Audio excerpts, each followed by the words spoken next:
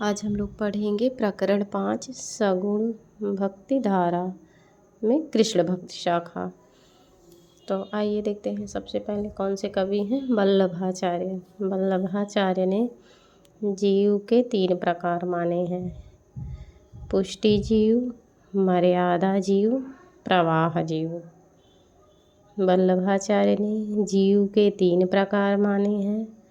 पहला है पुष्टि जीव, दूसरा मर्यादा जीव, तीसरा प्रवाह जीव।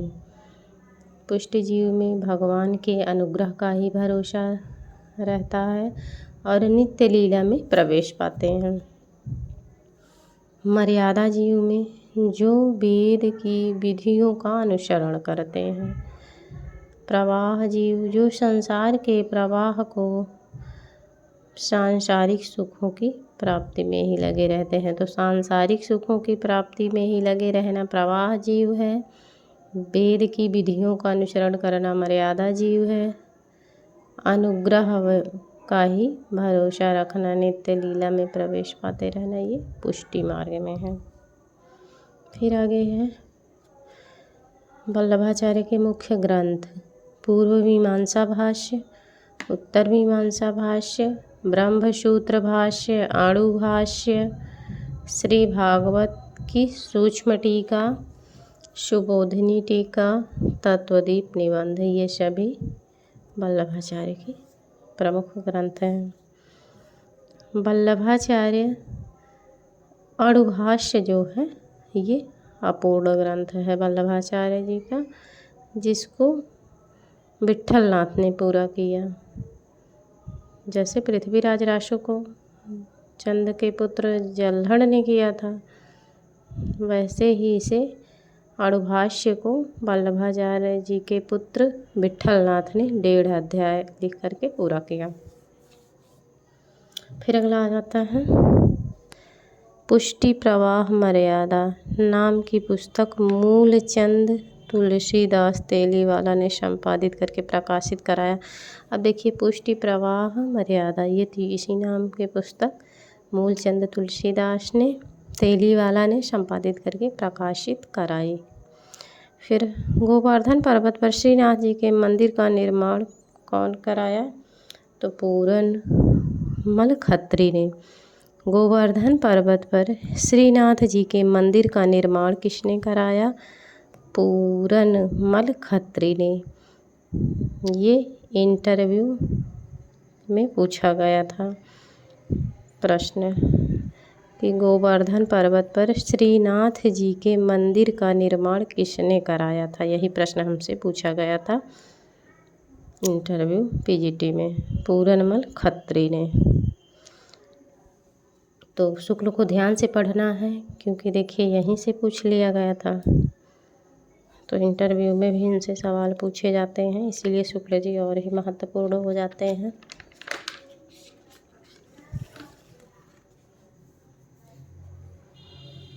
सूरदास 84 वैष्णवन की वार्ता। 84 वैष्णवन की वार्ता में ज्ञात होता है ये गऊ घाट आगरा और मथुरा के बीच में जो पड़ता है वहीं के रहने वाले थे। कौन? सूरदास। ये ऐसा 84 वैष्णवन की वार्ता जो गोकुलनाथ की कृति है उसमें मिलता है सूरदास का। वल्लभाचार्य ने श्रीनाथ मंदिर की कीर्तन की सेवा सौंपी थी सूरदास को। अब देखिए सूर सारावली में अपनी अवस्था 67 वर्ष बताया है। अब इसी पे एक पंक्ति है, गुरु प्रसाद होत यह दर्शन 67 वर्ष प्रवीण। तो ऐसे आ सकता है कि किस रचना में सूरदास ने अपनी अवस्था का वर्णन किया है। यह 67 वर्ष की अवस्था बताई है, तो वही सूर सारावली है। साहित्य लहरी देख लेते हैं। साहित्य लहरी नायिका भेद है, दृष्टिकोत्पद भी है और ऐसे भी प्रश्न बनता है कि सूर ने अपनी वंश परंपरा का किस रचना में उल्लेख किया? तो साहित्य लहरी में।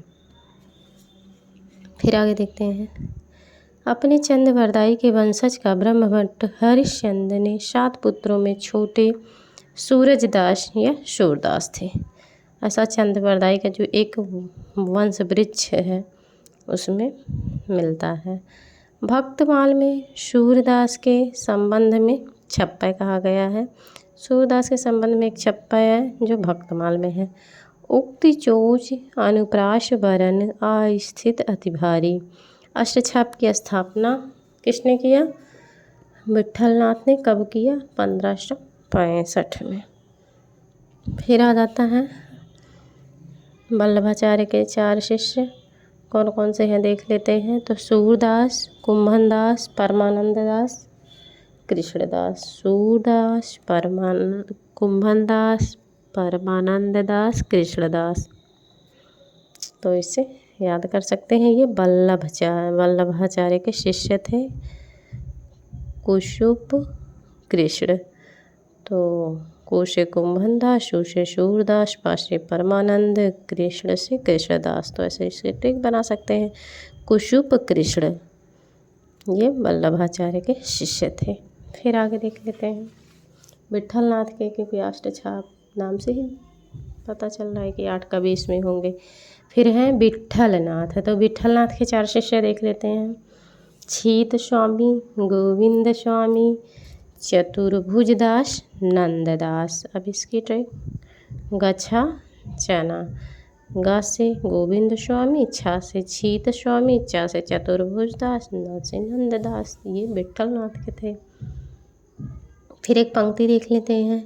है हरि भजन को परवान, नीच पावे ऊंच पदवी बाजते निशान। ये कबीर ग्रंथावली से कबीर की पंक्ति है। अब दूसरा देखते हैं जो सूरसागर से है। है हरि भजन को परमान, नीच पावे ऊंच पदवी बाजते निशान। अब इसमें तो बहुत ही बारीकी है। देखिए यहाँ परमान है, वहाँ परवान। परवान कबीर का हो जाएगा, परमान ये सूरदास का है जो सूरसागर से लिया गया है। वै हरि भजन को परमान, नीच पावे ऊंच पदवी बाजते निशान। ये सूरदास का है। तुलसी और सूर्य हिंदी काव्य गगन के सूर्य और चंद्र हैं। ये शुक्ल जी कह रहे हैं। फिर देखते हैं उत्तम पद कविगंग के, कविता के बलवीर, केशव अर्थ गंभीर को, सूर 3 गुण धीर। जब इन्हीं के बारे में कहा गया है कि सूर में तीनों ही गुण है, गंग के भी और केशव का जैसे अर्थ गंभीरता भी इनमें है। किंधो सूर को सर लाग्यो, किंधो सूर को पीर, किंधो सूर के पद लाग्यो, वेद्यो सकल शरीर। ये सब पंक्तियाँ हैं। फिर आगे श्रृंगार और वात्सल्य के क्षेत्र में जहाँ तक इनकी दृष्टि पहुँची और किसी की नहीं। ये शुक्ल जी कह रहे हैं सूरदास के बारे में। अब देख लेते हैं पंक्ति है। काहे को अरि करत मेरे मोहन, यो आंगन तुम लोटी, जो मांगहु सो देहु मनोहर, यही बात तेरी खोटी। फिर एक पंक्ति है। शोभित कर नवनीत लिए, शोभित कर नवनीत लिए। ये सब पंक्तियाँ हैं सूरदास की। आगे देखते हैं।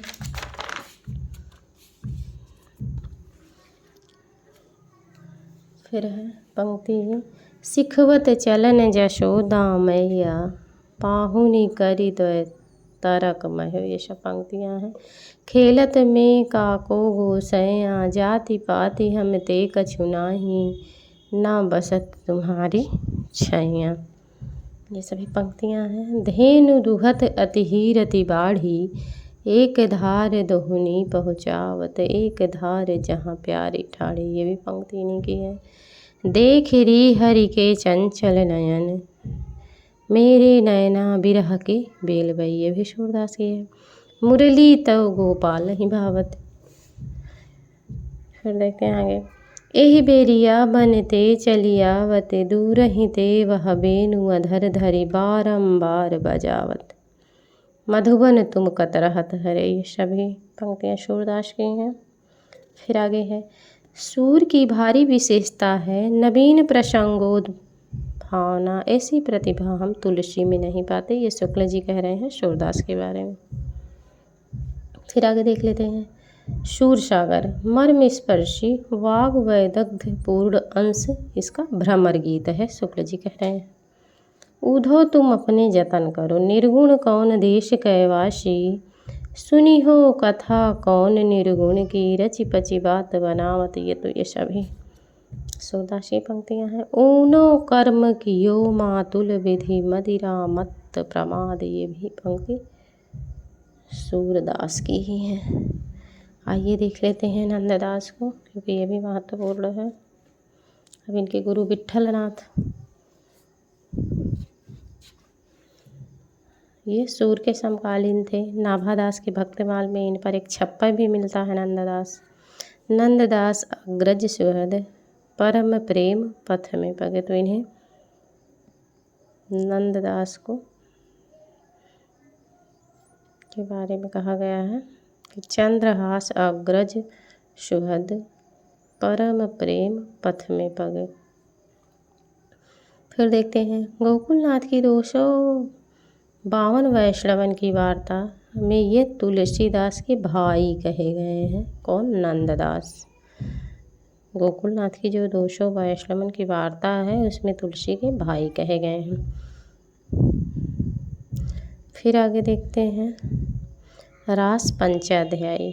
तो रास पंचाध्यायी ये नंददास की रचना है और ये रोला छंद में है। और कभी गढ़िया नंददास जड़िया, इसी रास पंचाध्यायी में है। अब इनकी रचना देख लेते हैं। भागवत दशम स्कंद नंददास की है। रुक्मणी मंगल नंददास, सिद्धांत पंचाध्यायी नंददास, रूप मंजरी नंददास, रस मंजरी नंददास, मान मंजरी नंददास, विरह मंजरी, अनेकार्थ मंजरी, ज्ञान मंजरी। ये जितनी भी मंजरी है सब नंददास की है। तो रूप, रस, मान, विरह, अनेक, ज्ञान, ये सब मंजरी इनके आगे लग जाएगा और नंददास की रचना हो जाएंगे। फिर देखते हैं नाम चिंतामणि माला, अनेकार्थ नाम माला कोश, दान लीला, मान लीला, श्याम सगाई, भ्रमर गीत, सुदामा चरित। अब देखिए सुदामा चरित नंददास ने भी लिखा और नरोत्तम दास का खंड काव्य है। फिर देख लेते हैं कहन श्याम संदेश एक मैं तुम पे आयो, ये भ्रमर गीत में है। भ्रमर गीत सूरदास ने भी लिखा और नंददास ने भी लिखा। फिर आगे देखते हैं अगली कवि कृष्णदास आ जाते हैं। अब कृष्णदास ये वल्लभाचार्य के शिष्य थे और ये मंदिर के प्रधान थे। जुगलमान चरित इनका रचना है। यही गा करके इन्होंने पद छोड़ा। तो देख लेते हैं, ये पद बहुत ही महत्वपूर्ण है। मो मन गिरधर छवि परट को, ये कृष्णदास यही पद गा करके अपने प्राण छोड़े थे। फिर आ जाते हैं परमानंद दास, ये वल्लभाचार्य के शिष्य थे, कन्नौज के थे। कहा करो बैकुंठ जाए, राधे जू हीरा वाली छुट्टी। तो ये कहा करो बैकुंठ जाए, जहाँ नहीं नंद यशोदा, ऐसे करके है ये परमानंद दास की पंक्ति है। ये पंक्ति महत्वपूर्ण है। कुंभन दास आ जाते हैं जो परमानंद के समकालीन थे। अब इनका एक बहुत ही अच्छी सी पंक्ति है जो अकबर के बुलाने पर इन्होंने फतेहपुर सीकरी गए थे और वहाँ से वापस आते वक्त ये दोहा कहा था। संतन को कहा सीकरी सो काम, आवत जात पनहिया टूटी, बिसरी गयो हरि नाम। कुंभन दास का है। तुमनी के दुही जानत गया, ये भी कुंभन दास का है। फिर आ जाते हैं चतुर्भुज दास। अब देखिए चतुर्भुज दास ये कुंभन दास के पुत्र थे। तो कुंभन दास के पुत्र कौन थे? चतुर्भुज दास। अष्ट छाप में पिता पुत्र की जोड़ी कौन सी है? तो यही है कुंभन दास और चतुर्भुज दास की। द्वादश यश, भक्ति प्रताप, हितजू को मंगल। अब ये विट्ठलनाथ के शिष्य थे चतुर्भुज दास और ये कुंभन दास जो थे ये वल्लभाचार्य के शिष्य थे। और ये अष्टछाप में पिता और पुत्र की जोड़ी है। यशोदा कहो हो बात, तुम्हारे सुत के करतब मुँह पे कहत नहीं जाते। ये चतुर्भुज दास की पंक्ति है। फिर आ जाते हैं छीत स्वामी।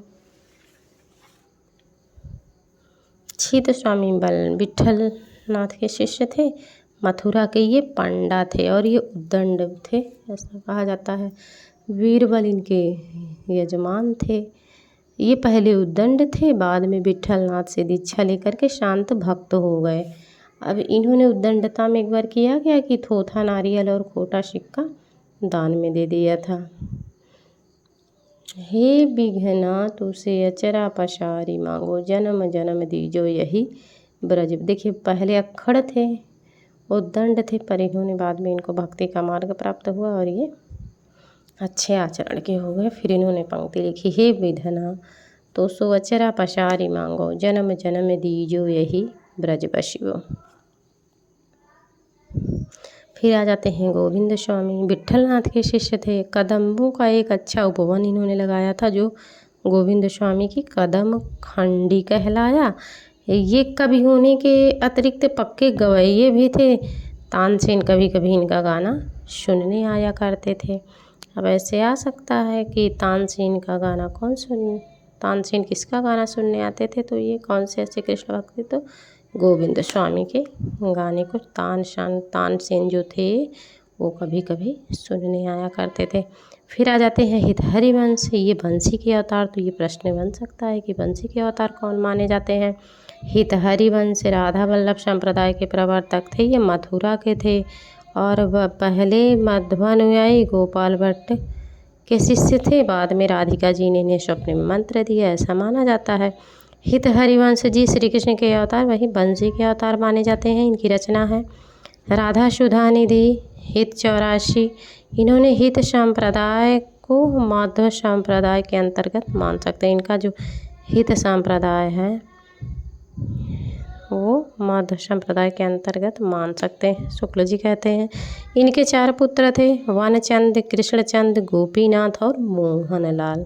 तो यही ध्यान रखना है कि हितहरि वंश किसके अवतार थे, तो ये बंसी के अवतार थे और राधा वल्लभ संप्रदाय के ये प्रवर्तक थे।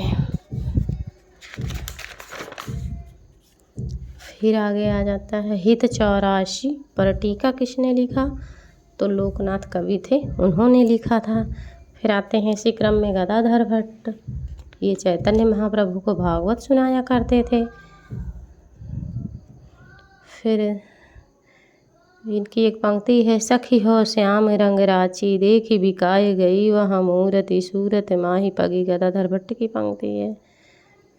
जयति श्री राधिके सकल सुख साधिके, ये भी गदाधर भट्ट की है। झूलत नागरी नागर लाल, मंद मंद सब सखी झुलावत, गावती गीत रसाल। अब यहाँ पर ये अष्टछाप के कवियों को पढ़ लिया। अब हम लोग आगे देखेंगे, अगले उसमें मीराबाई को पढ़ेंगे हम लोग अगले वीडियो में।